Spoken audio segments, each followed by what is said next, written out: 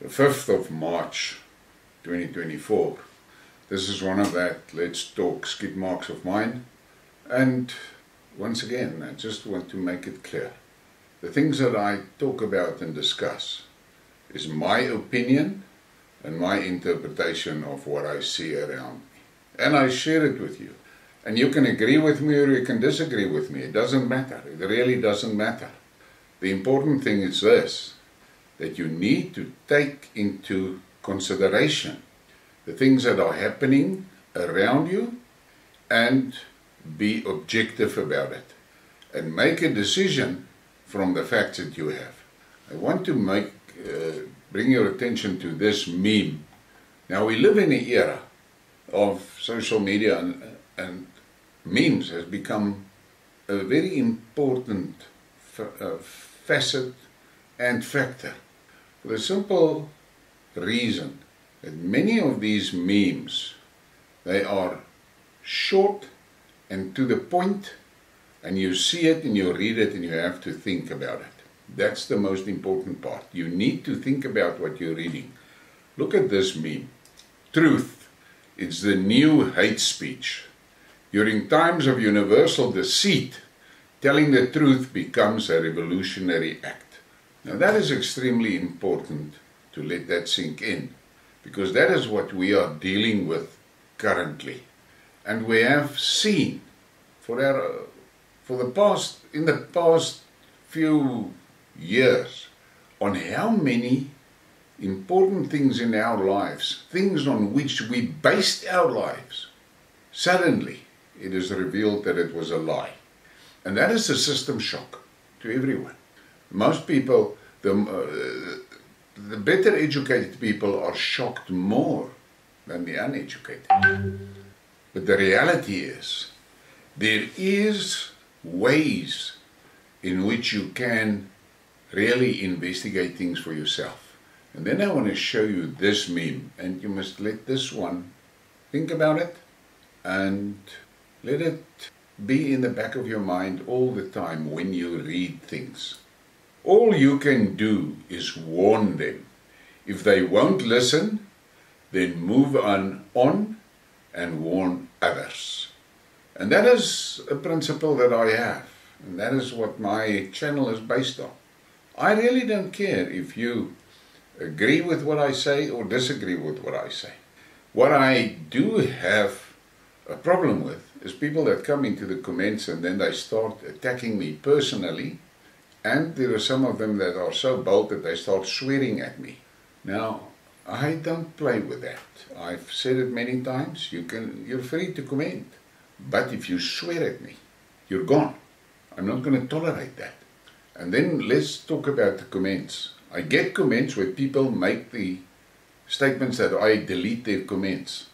What they don't understand is that YouTube controls the database. And it has happened to me personally that I made a comment on a video and then later I want to go and look at that comment and see if there was any responses and I can't find it. And then our first natural response is, yes, the comment was deleted. What you need to understand is, if you look at the comments, there is a way in which you can sort those comments from, I think, most popular or something like that, and then newest first. You have to switch between those two sort options and search for your comment, because sometimes it will not be visible in the one, but it's visible in the other one. So do that before you post here that I delete your comments. That's the one thing. And then there's a other thing that you have to keep in mind, and that is that YouTube has got AI filtration on comments. If the AI is of the opinion that your comment goes against community standards, that comment will be hidden, and only the owner of the channel has the option to approve the comment or not. So stop this nonsense of just flying off your handle and telling me that I delete your comments. You're talking shit. There is very few comments that I delete. I delete rude comments. I do delete comments that is just plain out, flat out racist comments. I delete those things. And then, as I said, I also delete comments where people swear at me and things like that.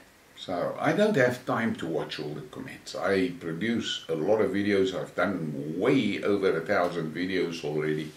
So I don't have the time to check all the comments every day, and I don't have the time. But that is now as far as the truth and the message is concerned. I need you to look at this meme. Now the meme is in Afrikaans, but in English I'll translate it. In Afrikaans it says, dit is Suid-Afrika, en dan is hier mense wat dink dit gaan werk om die drywer te verander. You see the image of that blown out German tank in the Ukraine, and the meme says, this tank is South Africa. And then there is people that think the tank will work if you change the driver. That is something that you have to keep in mind. I see there's a lot of new political parties, there's coalitions and things like that. But not one of them is willing to look at the reality of the day. South Africa is broken beyond repair. And you don't need to be a genius to understand that.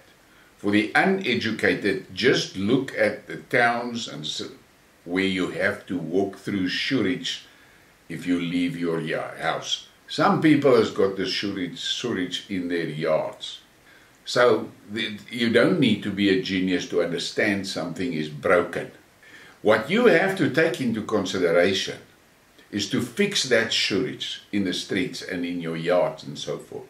Is going to take a lot of money and a lot of time and a lot of manpower. The money has dried up. The piggy bank of South Africa has been stolen empty. And on top of that emptiness, they have gone and made a lot of loans. We as the citizens of South Africa doesn't have a real clue or grasp on what the extent of those loans are. But what it means is there is no money to spend on repairing infrastructure. Now, a lot of the infrastructure that is now failing has been built in the apartheid years. Now let's talk about apartheid. There is no sense in us to sit and have a debate, was apartheid good or was apartheid bad?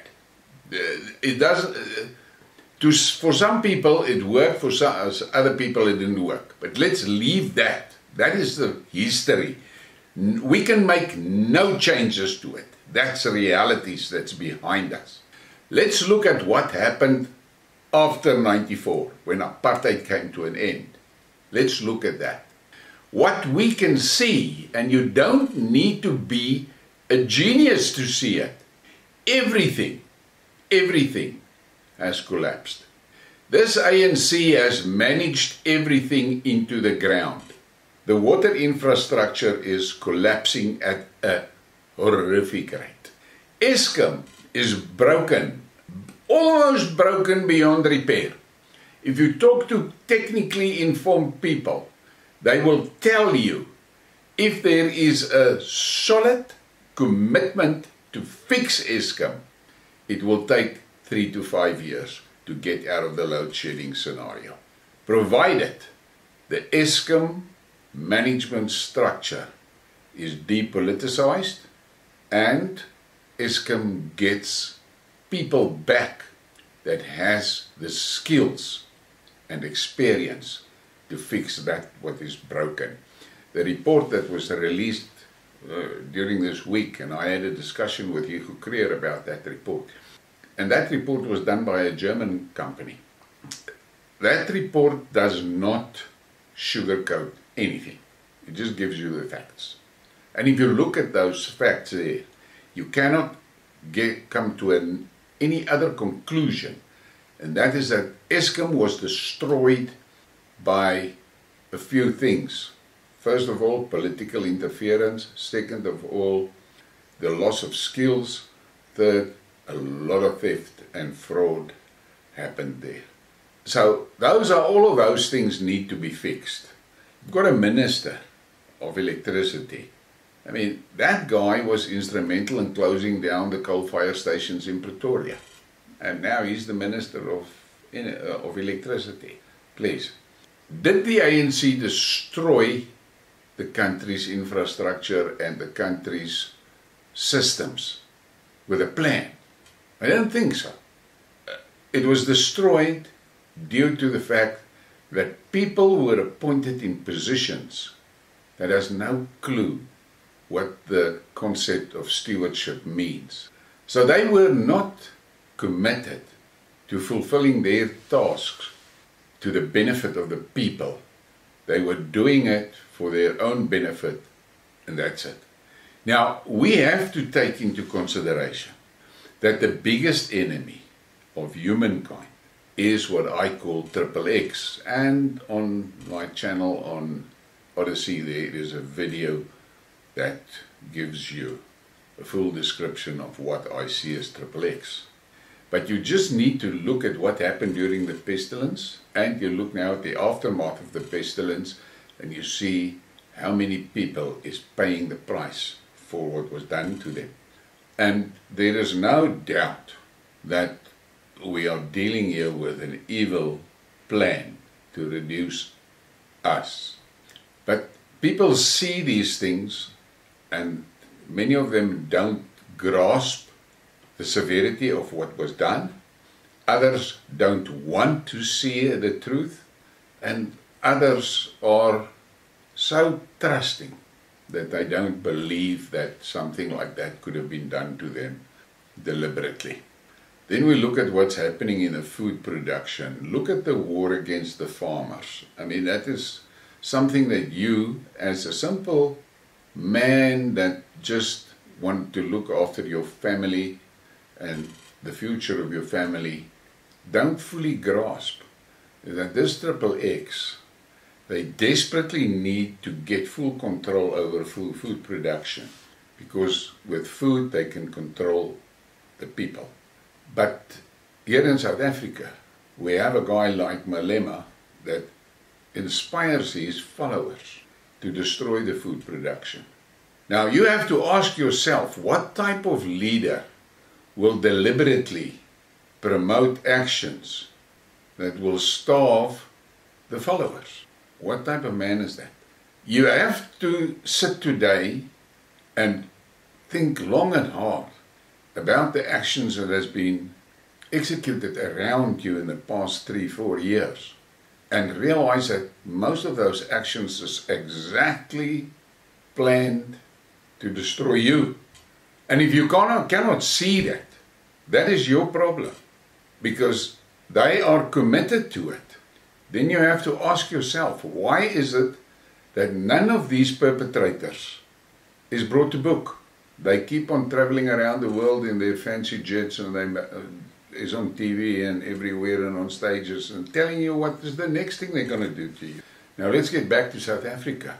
All these political parties, the smaller and the new parties, are now in a frenzy about this stunt that the IEC has pulled on them to get all those signatures for them to get onto the ballots. That was a dirty trick. That's my opinion. It is my opinion that's a dirty trick. But that is the thing that confirms my opinion, that the ANC has no plan to surrender power. They're not going to do it. They would rather burn the country to ashes than to lose power. And the political parties are trying to tell you they can change the driver on that blown out tank and then they will go somewhere with it. They're talking rubbish. People that know, intelligent people that know, is of the opinion that to repair the civil service, what is the civil service? Health services, roads, transport, electricity, water reticulation, things like that, home affairs, the deeds office, the court systems, all of those things is falling apart. And to repair that and bring it back to the same level of functionality they had in '94 will take 30 years at least, provided they can find the skills to do it. So, us, listening to this video today, we have the reality that in our lifetimes it's not going to be fixed. And I asked one of the political parties, I asked him directly. He said that they think it will take 40 years. And I said to him, okay, but now what must the citizens do for that 40 years? Must we sit and wait somewhere under a drum for 40 years until you fix the shit and then we can come out and start living again? That's not how life works. The only real practical option for South Africa is the country must break up into pieces. And I have said it many times.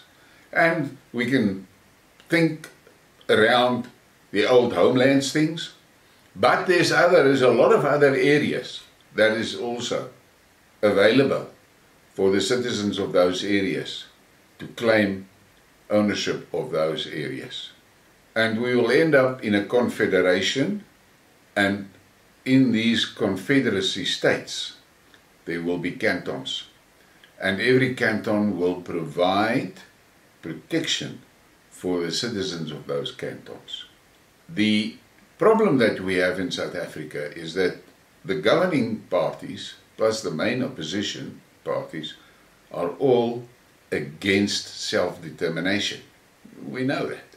And that is unfortunately the only way to go. There is now a movement that wants the Zulus to get out of the Republic. Now in '92, there was a very strong support from the Zulus and the Tswanas. They wanted out of the Republic. And XXX, through all its agents and mechanisms and puppets, managed to stop that, block that. And that was a big mistake. But today we sit with a situation. The MK guys, there's a video that runs around that says if MK is not on the ballot papers, they will burn the country. Now I'm asking myself, okay, now why would you do something like that? You will be destroying the future of everybody in the country. Why don't you take Zululand, because MK is basically a Zulu party. Take Zululand, take it out of the Republic. Go independent, secede, UDI, whatever. Just get out of this Republic and maintain what you still have in Zululand, in Natal, what you still have there. And then start working with the people in Natal to rebuild what was broken. That is the logical thing to do. But none of these political parties promote self-determination. And I have done a skidmark on it. They're protecting those 400 seats in Cape Town. Because those seats means big salaries for them, good pensions for them, and a lot of opportunities for them to make more money. That's why they are protecting it. They're not protecting it for you and for me. They're protecting it for their pockets. So, on this day, you need to look at all the facts around you and all the things that you see and understand that South Africa is that broken, burned out tank. The country cannot be repaired. And whoever tells you that there's a future for this unitary state is lying to you, because point number one, they don't have the skills to repair that what a state must have to call itself a state, and that's the civil service. They cannot. And the other thing is, this unitary state is bankrupt. They don't have money anymore. They are living on loans. And they're now running out of things to give as security for those loans. So as you and me sit here today, there's nobody that can really tell you which of the state assets, that includes infrastructure, like dams, like power stations, like the grid, like railways and things like that. All of those things, which is state assets. Those that has not been destroyed has been given as security to third parties. And the bulk of those securities went to XXX. Now you must understand that XXX has got two big plans that you have to take note of. One is they want to control all the assets in the world. And number two is they clearly stated that there's too many people on it. And they are working on reducing the people. And you, by supporting their plans through political parties, you are helping them to destroy you. Now, the big political parties in South Africa, the ANC, the EFF, the DA, the Freedom Front Plus, there is no doubt that they are all firmly in the pockets of XXX, and they will do whatever XXX instructs them to do. They that leads the parties, they will be handsomely rewarded financially, but those party supporters will be wiped out. And don't come into my comments and tell me the Freedom Front Plus, this and that and that. I'm telling you today, I have got evidence, I have seen documents. The Freedom Front Plus, there's basically no difference between them and the DA. It's only they are in green t-shirts and the DA is in blue t-shirt. But then here comes the kicker. The same goes for the ANC and the EFF. All four of those teams are XXX teams, and they play for XXX. I have got a lot of information about the Freedom Front Plus that will rattle people's brains, and I'm going to make an Afrikaans Briekmerke about that. But for now, looking at our future, you better open your eyes and again look at this meme and understand that none of the political parties that are playing on the main field can salvage that tank. They don't have the money, they don't have the skills, but most importantly, they don't have the interest to fix it. They just want the short-term rewards for themselves, and fuck us, the people. Please give me a like, subscribe, and share the thing. And I want to say thank you to the subscriptions. I see we are now 14,100. That was great, and I appreciate that.